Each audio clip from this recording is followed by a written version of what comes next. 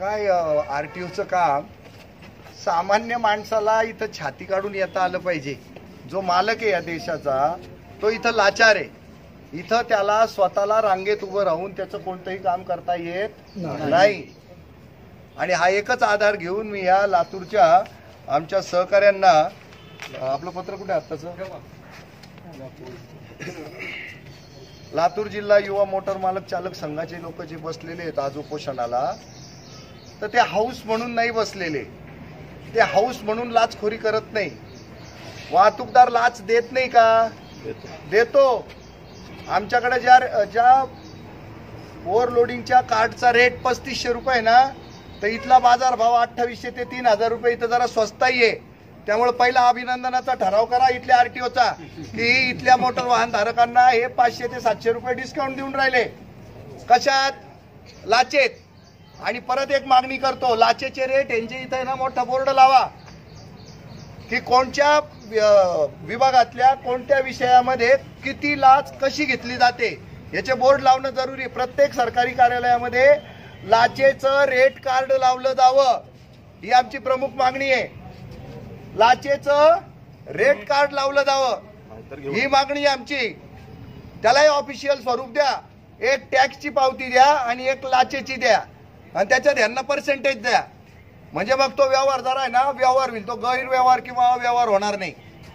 आज आलेलो आहे आम्ही त्या याच्यासाठी की या देशाला चालवणारी चाकं असतात, त्या चाकांशी संबंधित काम सगळं इथे असतं, त्या चाकांना चालू दिलं जात नाही, त्या चाकांना बेकायदेशीर काम करायला भाग पाडलं जातं, तर ते ह्या व्यवस्थेने भाग पाडलेलं आहे त्यांना। जो ओव्हरलोडिंग करतो तो माल भरणारा माणूस जो आहे ना तो आग्रह करतो ओव्हरलोड जर तू नेला नाहीस,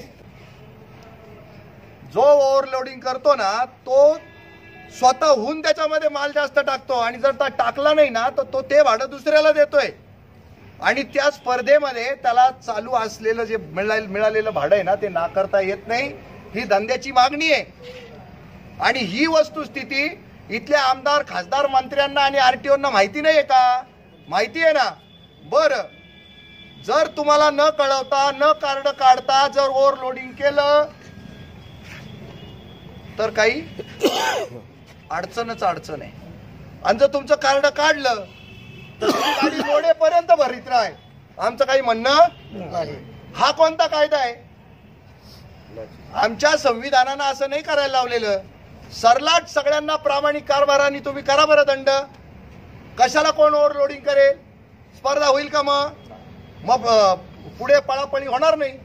पण तुम्ही आहे ना प्रामाणिकपणे आहे ना दंडात्मक कारवाया करत नाही। तर भावे साहेब, आपण इथं साखळी उपोषणासाठी संदीप पाटील उपोषणाला बसलेले काय आहे ते 7 मुद्दे तुम्हाला मी सांगतो। हे नेमके मुद्दे मी जे पहिले बोललो ना तुम्हाला ते पण तितकेच महत्वाचे, त्याच्यातनच जन्माला आलेले हे पुढचे 7 मुद्दे। काय मुद्दा आहे त्याच्यामध्ये? पहिला ओव्हरलोडचा मुद्दा आहे जो मी बोललो। त्याच्यामध्ये ते कार्ड जे चालू आहे ना कार्ड सिस्टीम ती बंद करा। संदीप अशोकराव पाटील यांच्यावर खोटे गुन्हे दाखल केलेले यांनी। जर आग्रही तुम्ही काही काम केलं नाही ते, आता मी सुद्धा आग्रही मागणी केली, पण मी जर थोडासा अजून अखंड तांडव केला ना की लगेच 353चा खोटा गुन्हा दाखल करायला हे पुढे सरसावतात। ऍक्च्युअली 353ची प्रोव्हिजन का करण्यात आली माहिती का? जे गुंड लोक आहेत ना, जे त्यांना खोटं काम करायला भाग पाडतात, असा त्यावेळेला जो प्रसंग निर्माण होतो ना त्यांना रोखण्यासाठी ते माहिती मागणाऱ्यावर 353 दाखल करण्यासाठी 353 नव्हता कधी। 354 विनयभंगाचा जो गुन्हा आहे तो सरकारी महिला कर्मचारी जास्त का बरं दाखल करून राहिल्या? कारण त्याही लाचखोर झाल्या। पर्सच्या पर्स बकाबक त्या नोटा कोंबून घरी नेत आहे। मग त्याच्या संदर्भात प्रश्न विचारले जातात। तर हे खोटे गुन्हे जे दाखल होतात ते बंद करा आणि पारदर्शक, तुमच्यातले बरेच लोक आहेत जे आरटीआय अंतर्गत अर्ज देतात पण तुम्हाला सुद्धा वाटाण्याच्या अक्षता दाखवतात। 29व्याच दिवशी माहिती का मिळते हो? 29 दिवस का लावताय? त्यांना 3ऱ्या 4थ्या दिवशी माहिती देता येणार नाही का? आता ते माहिती सुद्धा देत नाही आणि त्याच्यातनं उद्विग्नता येते आणि सामान्य नागरिक इथे चिडचिड करतो आणि त्याच्या चिडचिडीचा फायदा घेऊन खोटे गुन्हे दाखल होतात। नंतर प्रादेशिक परिवहन अधिकारी यांची दादागिरी तर चालूच आहे। यांना अजिबात सरळ बोलता येत नाही, जसं काही जनता गुलाम आणि हे आमचे राजे, पण वास्तवात काय नातं आहे? आम्ही कोण आहोत? मालक। आणि ते कोण आहे? नोकर आहे, नोकर. पण नोकर झाला मालक आणि मालक झाला नोकर, अशी अवस्था आहे.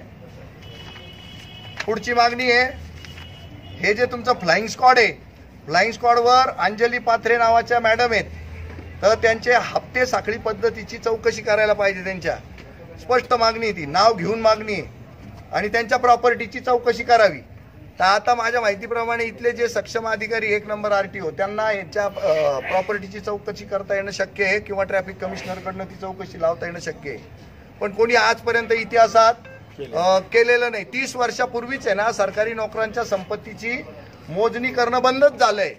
30 वर्ष झाले आता त्या गोष्टीला. पूर्वी चेक केलं जायचं, प्रत्येकाची संपत्तीची चौकशी होत होती. 30 वर्ष झाले, सगळं इतिहास जमा होऊन गेलं. पण प्रोव्हिजन काढली का कायद्यातनं? तशीच आहे ती, पण अंमलबजावणी करत नाहीत हे लोक. तर ही प्रॉपर्टीच्या चौकशीची मागणी केली ना आम्ही, तर करायला पाहिजे ना. त्याच्यामध्ये नील रिपोर्ट येऊ द्या. आणि आता त्याच्यात मॉडर्नायझेशन आलेलं आहे. भ्रष्टाचार केल्यानंतर पूर्वी खाल्लेली रक्कम माणूस स्वतःकडे ठेवत होता, आता तो आपल्या सासऱ्याला सासूला जवळ करायला लागलाय. परवा आता एक घटना घडलेली, एक लाचखोर घरी रक्कम आणायचा, त्याच्या बायकोला तो त्रास व्हायला लागला, त्याच्या बायकोनी फाशी घेतली साहेब. कारण ती आणलेली रक्कम तो नालायक म्हणत होता तुझ्या बापाच्या नावावर ठेवून त्याला 1 नंबरमध्ये कन्वर्ट करून दे, आणि हे त्याचं वारंवार चालायचं. म्हणून त्या बाईनं फाशी घेतली. किती दिवस झाले त्याला? 8 किंवा 10 दिवस झाले फक्त. म्हणजे हे लाचखोरांची मजल कुठपर्यंत गेली ते बघा. लातूर जिल्ह्यातून बाहेरील राज्यात नोंदणी करण्यासाठी बेकायदेशीररित्या देण्यात आलेल्या CRTM परवानगीची चौकशी करून संबंधित अधिकाऱ्याकडून शासनाचा बुडवलेला महसूल वसूल करून योग्य ती कारवाई करण्यात यावी. आता बघा, संघटनेला पुढाकार घ्यावा लागतो. राज्याचा महसूल गोळा करा रे, ते बाहेरच्या राज्यातले येऊन राहिले रे, सांगावं लागतं. यांना दिसत नाही, यांच्या डोळ्याला भात बांधलेला आहे का? पण हे सुद्धा निदर्शनास आणून द्यावं लागतं. त्याचं कारण असं आहे, इथले तर इथले स्पर्धेसाठी, आणि आता बाहेरचे सुद्धा. किती स्पर्धा किती करायची? एक तर तुम्ही नोकऱ्या देणार नाही, बेरोजगारी वाढलेली, कुठून तरी लोक गाड्या घेऊन बेरोजगारी हटवायचा प्रयत्न करता. तुम्ही त्याच्यामध्ये सुद्धा त्यांना रस्त्याने चालू येणार नसाल, तर मग हे शासन प्रशासन हे आमच्यासाठी का फक्त त्यांना स्वतःला पोहोचण्यासाठी, त्यांच्या 17 पिढ्या पोहोचण्यासाठी RTO कार्यालय कशासाठी खरे? आणि देश चालवणारे लोक हे वाहनधारक आहेत, त्यांच्या जीवावर मज्जा मारणारे सगळे, आणि वेटीस कोणाला धरणार? परत त्यांनाच. दुःखात कष्टात दिवस काढायचे कोणी? यांनीच. आणि यांनी फक्त मस्त ढेऱ्या फुगवत जगत राहायचं. याचा जो दोष येतोय ना, तो दोष सांगतोय आम्ही त्यांना. बेकायदेशीर चेक पॉइंट जो आहे उमरग्याचा, जो नाशिकला पण एक आहे पेठचा, असे आज सगळ्या सीमावर्ती नाके जे आहेत ते सगळे बेकायदा आहे. आणि देवेंद्र फडणवीसांनी 14 एप्रिलला हे सगळं बंद करतो सांगितलेलं होतं. पण या RTO अधिकाऱ्यांनी मांड्या ठोकल्या. कोण बंद करतो असं आव्हान दिलेलं आहे, आवाज न काढता, आणि तेच सक्सेस झाले आमचे देवेंद्र भाऊ. आता देवा भाऊ तुम्ही हरले त्याच्यामध्ये. साहेब, आता एवढ्याच मागण्या होत्या. अधिकाऱ्यांसोबत आहे ना, आपण त्याला म्हणतो तोंडाला पानं पुसणे, अशा प्रकारातली चर्चा झाली. आम्ही यायचं, आमच्यासारख्या अनेकांनी यायचं, आंदोलन करायचं. सांगतो की आम्ही यायचं, आंदोलन करायचं. अशाच पद्धतीने अनेकांनी यायचं, आंदोलन करायचे, आणि यांनी फक्त काय करायचं? कागदी घोडे नाचवायचे. यांना आम्ही निवेदन दिलं, त्यांनी आम्हाला काय दिलं? पोचपावती दिली, आणि त्यांनी हतबलता जाहीर करायची. आणि आम्ही ज्यांना हुडकायला आलतो ना, बरं का, लय जबाबदारीने सांगतो तुम्हाला, आम्ही ज्यांना हुडकायला आलो होतो त्यांचं नाव आहे विनोद चव्हाण. हे साहेब, कुठलाही माणूस इथं आंदोलनाला बसलं, चिंगाट पळून जातो हा माणूस, धूम ठोकतो हा माणूस. तर त्याची आम्हाला लाज वाटते. त्याची काही नोंदवही वगैरे तपासली का तुम्ही? कुठे गेलीत का घेऊन जावं? नाही, ते रजेवर आहेत असं म्हणाले. पण आता काय होतं, डी फोकस होतं सगळं. आता सुद्धा तुम्ही आम्हाला जे प्रश्न विचारताय ना, त्या व्यतिरिक्त आम्हाला भारंभार सांगायचं आहे जे वास्तव आहे, वास्तव आहे. पण तुम्हाला पण इंटरेस्ट नाही ते ऐकायला.